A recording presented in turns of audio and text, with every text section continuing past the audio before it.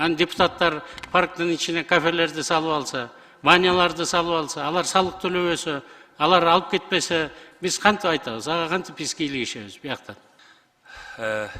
Акылбек Үсенбекович, мен бир нерсе суралайын дедим эле, мына Ош шаары боюнча. Şu özünüz bilesiz, mına bardıq Oş şaharlarga bayağı önüktürüge bolуп атат да. Bir жооп берип койсоңуз, элдердин баары эле айтып атат да, быйыл Ош шаарына şu өнүктүрүүгө акча бөлүнөбү бизге Ош шаарына? Бөлүнөт эгерде местный бюджет көбөйсө.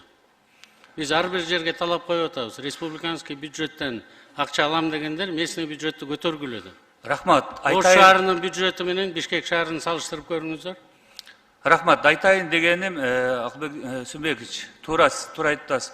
Бирок мына бүгүнкү күндө башка шаарларга деле баягы өнүктүрүүгө берип атпайбы? Туура Ош шаарыныкы эми. Жок, биз беребиз. Ош шаарына беребиз. Бирок биз ар бир мэрге ошондой тапшырма коюп атабыз. Жергиликтүү бюджетти да көтөргүлө да. Ош шаары экинчи борбор деп атабыз. Азыр 32,5 миллиард болду Бишкек шаарынын жергиликтүү бюджети. Оштукун карап көрбөйсүздөрбү? Эми ал анан өзү 2 миллиардтын тегерегинде чогултуп атса, 2 миллиардты биз берип атсак, бөлөк шаарларда эле болуп калып атпайбы? Ал экинчи столица болду. Базасы эң көп. Стройкалардын баарын карап көрүңүздөр. Ошолордун баары салык төлөш керек да. Общепит салык төлөш керек. Рахмат, мен сизди түшүндүм, Акылбек Үсенбекович. Жергиликтүү бюджеттен бизге бир тыйын кереги жок. Бүт болгон акчасынын баарын өзүнүн бюджетине алып, ошо шаарды Ошту гүлдөтсүн деп атабыз биз. Biz бүт шарттын баарын түзүп беребиз. Эмдиги жылы Ошко чоң инвестициялар жасайбыз. Азыр пландарынын баарын караштырып атабыз. Декабрь, ноябрь баарын караштырып бүтүрүп, эмдиги жылы беребиз. Ошо эле жолдоруна беребиз. Ошо эле инфраструктурасына беребиз. Бирок бизден биринчиден талабыз, экинчиден сураныч. Оштун депутаттарына дагы сураныч. Ошо жерден мындай ачык айкындуулукту бардык Кыргызстан боюнча орнотуп аткандан кийин бүт жердин баарын орнотойлу да. Бишкек шаары менен салыштырмалуу Оштун бюджети көтөрүлүш керек. Мен тапшырма коюп аткам, Ошгунун бюджетинен ашкыла жок дегенде, бир университеттин бюджетине жетпейсиңерби? Биз бир гана сурообуз, дагы бир жолу айтам, талабыбыз бүт шаарлардын мэрлерине айтып атабыз. Эгерде силер канчалык өзүңөрдүн жергиликтүү бюджетиңерди көтөрсөңөр, бир республикалык бюджеттен өнүктүрүүгө акча берели. Акча берсек, баарын эле асфальт, частный компанияларды нанимать этип алып, биз жол сала калайлы асфальт дейт. Өзүңөр асфальтты бетонный завод сатып алгыла. Шаардагы тротуарларыңарды, ички көчөңөрдүн баарын өзүңөр оңогула деп, биз асфальтобетонный заводко сатып алганга акча таап берели деп атабыз. Техникалардын баарына сатып берели, таап берели деп атабыз. Ошо шаарына 30%-ын төлөп берели. Силер да Бишкек мына 1000 техника алып атат. Ош шаары жок дегенде 300 техника алыш керек да, коммунальный. Биз 30%-ын төлөйлү, бирок калгандарын кийин лизинг алгандан кийин ошону төлөгөндө өзүнүн бюджети керек да.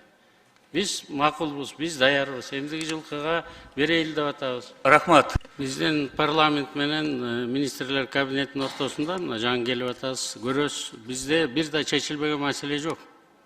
Бизди толугу менен колдоп атат. Эгерде Ош гор кеңеши ошентип 1 жыл иштегенде, 2 жыл Оштун бюджети 3 эсе көтөрүлмөк. Мен ошо жөнүндө айтып атам. Жергиликтүү бюджет жөнүндө айтып атам, резервтер жөнүндө айтып атам, жердеги резервтер жөнүндө айтып атам да. Ошо боюнча дагы биз сизге принциптерин түшүндүрүп берип атпайбызбы? Эгерде жергиликтүү бюджет көтөрүлсө, биз аны колдогонго даярбыз. Бизден барган акчаны биз мэри жок эле өзүбүз эле мына Госстройдо Нурдан Кемелович жүрөт. Ага тапшырма берип койсом, ал бар өзү эле куруп коет. Ага андай көп акылдын кереги жок, даяр акча менен даяр бирдемени куруп койгонго. Биз ошолор өзүнө бутуна туруп кетсе, жакшы болсун деп атабыз. Аны экинчи борбор деп жүрдүк эле, азыр 3-чү борбор Жалал Абад пайда болуп атат. 5-чи борбор Токмок болот, 6-чы борбор Кара Балта болот. Биз шаарларды ирети менен көтөрөбүз. Кыргызстанда 20 шаарды Бишкектикинен кем эмес инфраструктуралык состоянияга келтирсин деген президенттин Садыр Нуркожоевичтин тапшырмасын биз аткарабыз да. Бирок ким биринчи жерге жардам келет?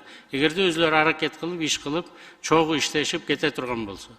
Аны депутаттар парктын ичине кафелерди салып алса, баняларды салып алса, алар салык төлөбөсө, алар алып кетпесе, биз кантип айтабыз? Ага кантип биз кийлигишебиз бияктан?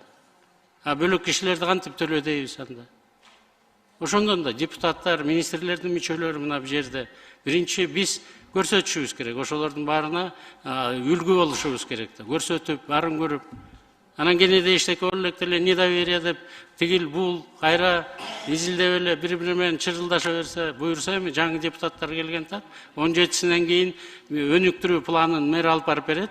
Эгерде өнүктүрүү планын колдой турган болсо, жергиликтүү бюджет өсөт, биз республикалык бюджеттен дагы жардам беребиз. Ош шаарын эмдиги жылы көрөсүздөр, анын кандай жакка өнүгүп өсө турганын. Сиз да күйүп атасыз, сизден ашкан биз күйүп атабыз аяка. Качан эле кебетебиздин баары ушинтип жүрө бермек белем. Баарын оңдошубуз керек. Буюрса колдоп турсаңыздар буга жетишебиз.